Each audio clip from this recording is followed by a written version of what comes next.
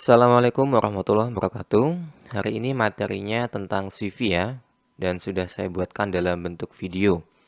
Videonya singkat saja, tidak terlalu panjang, supaya kalian juga bisa langsung terapkan pada CV yang akan kalian buat. Oke, secara fungsi, CV adalah wadah yang bisa kita gunakan untuk menampilkan poin-poin dari kualifikasi yang kita miliki. Kualifikasi tersebut harus disajikan secara tepat sasaran dengan menyesuaikan persyaratan yang ditampilkan pada lowongan pekerjaan. Selain itu, CV juga harus bisa disajikan dengan cara yang menarik, namun tetap memegang prinsip bahwa CV haruslah mudah untuk dipelajari oleh HRD.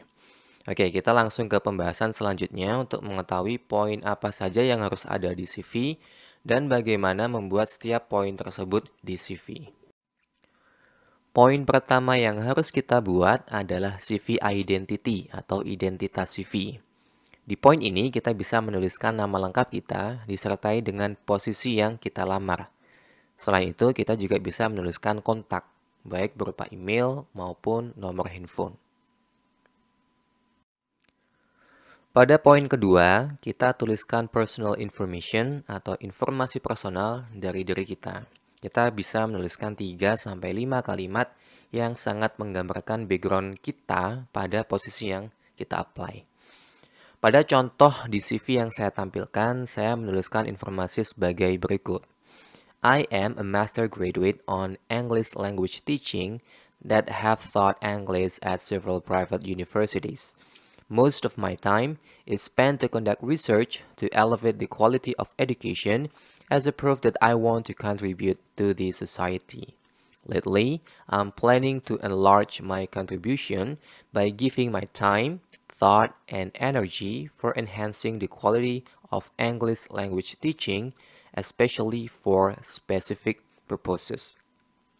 Saya merupakan seorang lulusan pascasarjana dari jurusan pendidikan bahasa Inggris yang sebelumnya memiliki pengalaman mengajar di beberapa universitas swasta. Sebagian besar dari waktu saya habiskan untuk melaksanakan penelitian untuk meningkatkan kualitas pendidikan sebagai bukti bahwa saya sangat ingin berkontribusi pada bidang tersebut. Saat ini, saya ingin memperluas kontribusi yang bisa saya berikan dengan mengerahkan segenap waktu, pikiran, dan tenaga untuk meningkatkan kualitas pengajaran bahasa Inggris terutama di bidang English for Specific Purposes. Saya ceritakan sedikit sejarah dari CV yang saya buat. CV ini saya buat untuk apply pada posisi dosen bahasa Inggris di Polinema PSDKU Kediri. Saya ingin cerita sedikit bahwa saya merupakan lulusan universitas yang tentunya memiliki perbedaan dari politeknik. Selain itu, gelar magister saya, itu kan pendidikan bahasa Inggris ya, itu lebih cocok jika dipakai untuk mengajar program studi yang linear, yaitu pendidikan bahasa Inggris juga. Nyatanya di politeknik atau di kampus kita, jurusan pendidikan bahasa Inggris itu tidak ada. Adanya adalah jurusan seperti teknik mesin, informatika, dan jurusan-jurusan lain. Dengan alasan tersebut, di personal information, saya sangat tekankan niat saya untuk serius mengajar pada prodi non-bahasa Inggris atau disebutnya sebagai English for Specific Purposes, supaya saya bisa diterima di kampus tersebut. Contohnya seperti itu ya, nanti kalian bisa sesuaikan personal information tersebut dengan kebutuhan perusahaan di posisi yang kalian ingin isi. Jadi bukan personal information yang sifatnya umum, melainkan yang sudah kita sesuaikan berdasarkan lowongan pekerjaannya. Dengan demikian, isi dari personal information mungkin saja berbeda ketika kalian apply di perusahaan lain dan di posisi yang lain juga. Poin berikutnya adalah academic history atau riwayat pendidikan. Banyak di luar sana yang menuliskan riwayat pendidikan mulai dari jenjang pendidikan dasar atau SD sampai dengan perguruan tinggi. Nyatanya hanya pendidikan yang linear saja yang dibutuhkan. Seperti contoh yang saya buat di CV ini, saya hanya menampilkan 2 jenjang pendidikan saya, yaitu S1 dan S2 bahasa Inggris. Karena 2 pendidikan itulah yang sangat linear dengan posisi yang saya lamar di PSDKU. Jadi nanti kalian bisa tampilkan riwayat pendidikan kalian dari jenjang D3 saja. Atau bisa juga pendidikan di jenjang SMK apabila dulu kalian SMK-nya mengambil jurusan yang sama, yaitu manajemen informatika atau jurusan lain yang serupa. Itu bisa dimasukkan. Apabila kalian ingin apply di posisi yang umum, maksudnya tidak memerlukan skill khusus dari lulusan manajemen informatika, jenjang pendidikan lain, mulai dari SD sampai dengan perguruan tinggi itu bisa kalian masukkan. Jadi disesuaikan saja dengan kebutuhannya, ya. Selain itu, yang harus kalian perhatikan adalah kalian bisa cantumkan juga prestasi akademik selama kalian menempuh pendidikan tersebut. Misalkan lulusan cum laude, nah itu bisa kalian tulis juga.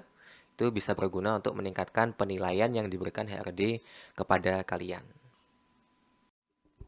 Selanjutnya, qualification and skill atau kualifikasi dan keterampilan.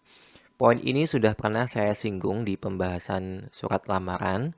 Intinya, sesuaikan kualifikasi dan skill yang kalian tulis dengan apa yang ada di persyaratan.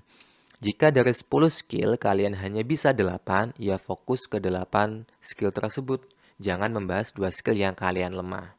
Hal tersebut bisa menimbulkan kesan yang kurang baik pada kemampuan yang kalian tampilkan. Apabila dari 10, kalian hanya menguasai 2 saja, kalian bisa jelaskan dengan detail 2 skill yang kalian kuasai.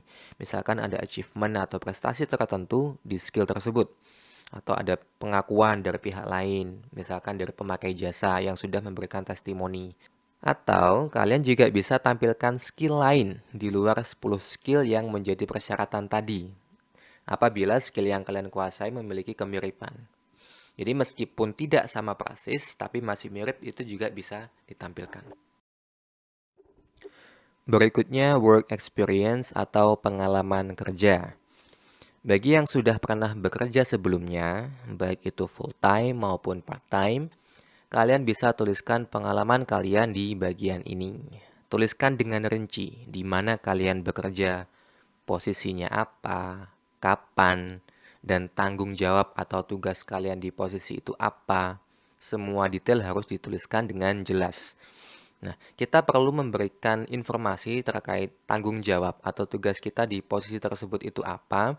Fungsinya adalah untuk memudahkan HRD dalam mencari kesamaan dari pengalaman yang kalian sudah miliki dengan apa yang akan menjadi tugas kalian apabila diterima di perusahaan tersebut. Khusus untuk yang belum pernah bekerja, kalian bisa cantumkan pengalaman magang atau pengalaman organisasi, baik di dalam kampus maupun di luar kampus. Beserta tugasnya apa? Tugasnya jangan sampai lupa untuk dituliskan. Pak, pengalaman organisasi yang saya miliki nggak ada kaitannya sama sekali dengan posisi yang saya lamar. Bagaimana, Pak? Nah, tetap bisa kalian masukkan. Tentunya pengalaman organisasi juga mengasah soft skill kalian, baik itu dalam hal kerjasama, public speaking, leadership, dan lain-lain. Itu bisa kalian tonjolkan. Tapi nanti labelnya diubah ya, bukan lagi work experience, tapi experience saja. Jadi dua hal tersebut ada level prioritasnya. Kalau kalian punya pengalaman kerja, ya itu saja yang ditulis. Jika tidak ada, baru pengalaman-pengalaman lain yang sekiranya bisa membantu kalian untuk bisa survive di posisi tersebut. Berikutnya ada achievement atau pencapaian. Kalian bisa tuliskan pencapaian yang terkait dengan posisi yang kalian apply. Misalkan yang kalian apply itu software developer. Ya, kalian tampilkan software yang sudah pernah kalian buat. Ya, misalkan software tersebut sudah pernah di-download sekian ribu orang. Atau sudah dipakai oleh perusahaan ternama. Atau pernah diikutkan lomba dapat juara berapa. Nah, itu bisa kalian tuliskan. Poin terakhir sebenarnya adalah informasi tambahan ya. Di situ saya tulis international publication karena publikasi dari riset merupakan hal yang penting untuk dosen yang akan mengajar di suatu perguruan tinggi. Makanya saya cantumkan. Di manajemen informatika akan lebih bagus kalau diganti dengan portfolio mungkin ya. Jadi contoh-contoh dari produk MI yang sudah pernah kalian buat itu bisa ditampilkan. Nama produknya apa, kalian sertakan juga link untuk downloadnya supaya nanti HRD bisa melihat contoh produk yang sudah pernah kalian buat. Oke, isian CV seperti itu tadi ya. Sekarang kita bahas desainnya. Untuk desain CV itu mengalami perubahan ya. Yang dulunya diketik sederhana menggunakan MS Word, sekarang sudah banyak yang memakai jasa desainer, menggunakan desain grafis. Itu boleh kalian ikuti, misalkan pakai CorelDRAW, Photoshop, dan lain-lain. Yang ingin saya tekankan, pastikan CV yang kalian buat itu kalian buat seprofesional mungkin. Mulai dari foto, ya. Foto itu harus dibuat sebagus mungkin. Jangan sampai pakai foto hasil selfie. Jangan juga pakai foto yang resolusinya rendah. Nanti dicetak itu nggak jelas, ngeblur. Nah, pastikan gambarnya tajam. Di contoh ini nggak tahu kenapa kok begitu saya paste CV-nya ke PPT, jadi gitu hasilnya. Agak berkurang resolusinya. Padahal waktu di PDF dan waktu saya cetak itu hasilnya bagus. Ya nanti kalian atur lah, kalian buat sebagus mungkin. Kemudian tata letaknya juga diperhatikan. Pastikan CV yang kalian buat itu balance dari segi pemanfaatan space-nya atau ruang-ruangnya. Jangan sampai numpuk di satu bagian saja sementara bagian lain masih kosong momplong. Itu kan dilihat kurang enak ya. Pastikan semua bagian itu terisi eh, dengan bagus sesuai dengan porsinya masing-masing ya. Jadi balance dilihatnya. Oke, jadi begitu ya penjelasan terkait materi CV-nya. Untuk tugasnya silahkan kalian buat CV yang kalian buat berdasarkan lowongan pekerjaan dari PT Prima Nusantara yang sudah saya share sebelumnya di Edmodo. Jadi tugasnya itu deadline-nya minggu depan ya. Untuk kelas 3A dan 3B berarti deadline-nya itu tanggal 30 sebelum jam 7 pagi sudah harus tersubmit di Edmodo. Sementara untuk kelas 3C deadline-nya adalah tanggal 31 ya. Berbeda 1 hari saja. Oke, mudah-mudahan bermanfaat apa yang saya sajikan melalui video ini. Thank you so much everyone. I'll see you again next week insyaallah. Assalamualaikum warahmatullahi wabarakatuh.